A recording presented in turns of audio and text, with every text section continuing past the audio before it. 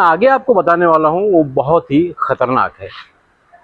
तो मेरी समझ में यही नहीं आया कि गौतम कंपाउंड का ये जो शिक्षण मंडल का आगे तो ये लिखा हुआ है कि गांजा, चरस, अफीम इससे बचे, और ठीक पीछे दारू का कारोबार भी चल रहा है और उस बैनर में दारू का नहीं लिखा हुआ है, इसलिए दारू वाले ने यहाँ अपना कारोबार शुरू किया है।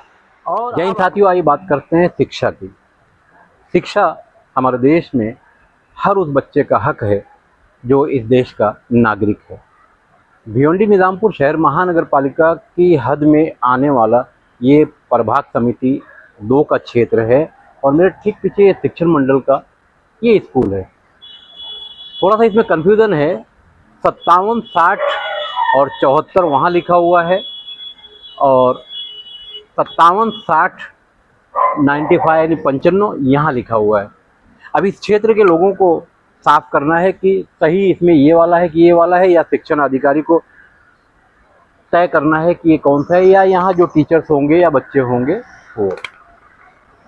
और इसमें ख़ास बात है कि यहाँ एक बैनर लगा हुआ है जिसमें ऐसा लिखा हुआ कि चरस, गांजा, अफीम, ब्राउन शुगर, कोकीन से बचे। मतलब ये बच्चों के लिए मैसेज है और जो बच्चों के पेरेंट्स आएंगे उनके लिए भी है। अब कितनी बड़ी बात है कि इसी स्कूल के ठीक सामने एक ऐसी साइडिंग है जिसमें कचरा जलाया जाता है। मेरे सहयोगी सैफुल पठान से कहूँगा कि वो हिस्सा दिखाएं और उसकी वीडियो भी आप आगे देखेंगे। अब सवाल ये उठता है कि जब यहाँ कचरा जलाया जाता है तो इसमें जो बच्चे हैं, क्लासरूम में जो खिड़कियाँ हैं, तो उसमें से वो सारे धुएं के जो बारीक बारीक जर्रे होते हैं वो इसमें जाते होंगे। और ये भिवंडी निजामपुर शहर महानगर पालिका के हद में आने वाले प्रभाग समिति 2 का क्षेत्र आता है। इस वक्त जहाँ मैं खड़ा हूँ ये गौतम कंपाउंड है, ये सामने स्कूल है और स्कूल के ठीक सामने ये साइडिंग है जहाँ कचरा जलाया जा रहा है। तो समझ में नहीं आता कि यहाँ बच्चे पढ़ते क्या होंगे, सोचते क्या होंगे और समझते क्या होंगे। तो मैंने बताया कि इसी स्कूल के ठीक सामने जो साइडिंग है उसमें कचरा जलाया जाता है। अब मैं अपने सहयोगी सैफुल पठान से कहूँगा कि ये जो चिमनी है उससे धुआं भी निकल रहा है और पूरा इसी स्कूल की तरफ आता है। अगर थोड़ी देर आप यहाँ खड़े रह गए तो आपके कपड़े ख़राब हो सकते हैं। और स्कूल की जो हालत है ये धोखादायक तो नहीं लगता, मुझे ऐसा लगता है कि अति धोखादायक है। और अंदर की ये हालत है जहाँ हमारे बच्चे शिक्षा हासिल करते हैं, उस क्लासरूम की ये हालत है। और उसमें एक ट्यूबलाइट है वो टिमटिमा रही है, बस जिंदा हूँ मगर शर्मिंदा हूँ, इस ट्यूबलाइट की वही हालत है।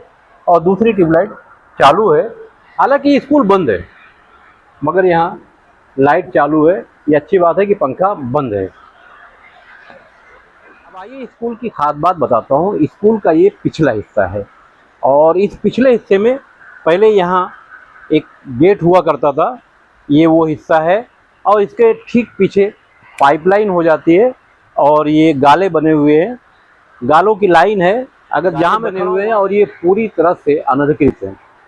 और उसमें ख़ास बात ये है कि जहाँ मैं खड़ा हूँ वहाँ से अगर गिनती करेंगे तो पहला, दूसरा, तीसरा और चौथे में दारू का कारोबार खुलेआम है। ये फ़ोटो आपने देख लिया। और इस पिछले हिस्से की ये हालत है। हालांकि हमारे देश में करप्शन का जो पीछे का दरवाज़ा होता है बड़ा ताकतवर होता है, अच्छा होता है, मगर यहाँ कहानी कुछ अलग दिखाई देती है।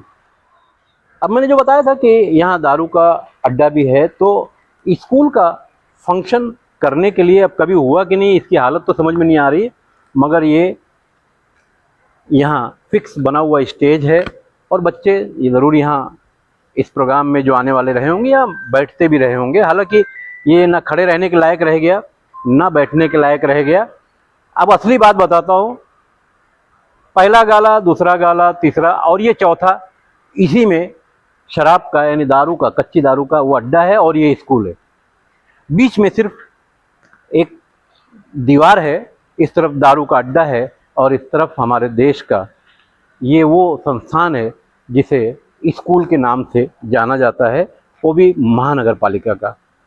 सवाल उठता है कि शिक्षण अधिकारी क्या पिछले हिस्से में कभी आए नहीं, या उन्हें ऐसी कोई खबर नहीं है, तो इस पर ध्यान देने की ज़रूरत है।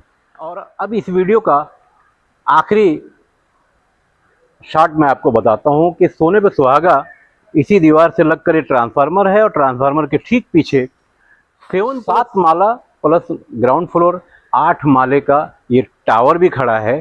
प्रभाग समिति 2 की हद में आने वाले ये जो कारनामे हैं भिवंडी शहर महानगर पालिका के हद में आते हैं, और हालत तो स्कूल की समझ के बाहर है। इतनी ख़तरनाक हालत स्कूल की है, तो बच्चे यहाँ क्या पढ़ते होंगे, क्या सीखते होंगे और क्या सोचते होंगे, क्योंकि यहाँ बच्चे बड़े भी आते हैं, छोटे भी आते हैं, यहाँ टीचर भी आते हैं जो अच्छी खासी पगार लेते हैं। तो क्या इन लोगों को ये सब समझ में नहीं आता? और चलते चलते ये सुलभ शौचालय है। यहाँ की जो हालत है, दीवार तोड़कर स्कूल की इसको अंदर बनाया गया है और इसका रास्ता पीछे की तरफ से दिया गया है। तो चलो मान लेते हैं कि ये स्कूल के बच्चों को या लोगों को काम आएगा, मगर ये दारू का अड्डा कितनों को काम आ रहा है, ये फैसला आपको करना है। सैफुल पठान के साथ मैं खान फखर आलम।